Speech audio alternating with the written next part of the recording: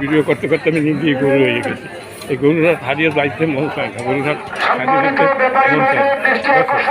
আমি নিজে আসি জোড়াগেট গরুর হাট। এই জোড়াগেট গরুর হাট প্রতি বছর কোরবানির 1 সপ্তাহ আগে শুরু হয়। আগামীকালকে অর্থাৎ কালকে সোমবার 7টা পর্যন্ত এখানে বেচা কিনা হবে, তারপরে আর হবে না। আমি আজকে রবিবার এখানে আছি, এখন প্রায় 3টা বেশি বাজে। তাইলে এখানে দেখা যাচ্ছে যে যারা ব্যাপারী যারা তারা তাদের গরু নিয়ে বসে আছে, কাস্টমার নাই বললেই চলে। আমি ব্যাপারীদের সাথে আলাপ আলোচনা করে দেখলাম যে প্রত্যেকেরই কিছুটা লস হচ্ছে। এবার গরুতে প্রত্যেকেরই লস হচ্ছে, তাই আমি দেখতে পারলাম। মানে প্রত্যেকের সাথে আমি আলাপ করেছি হাটে।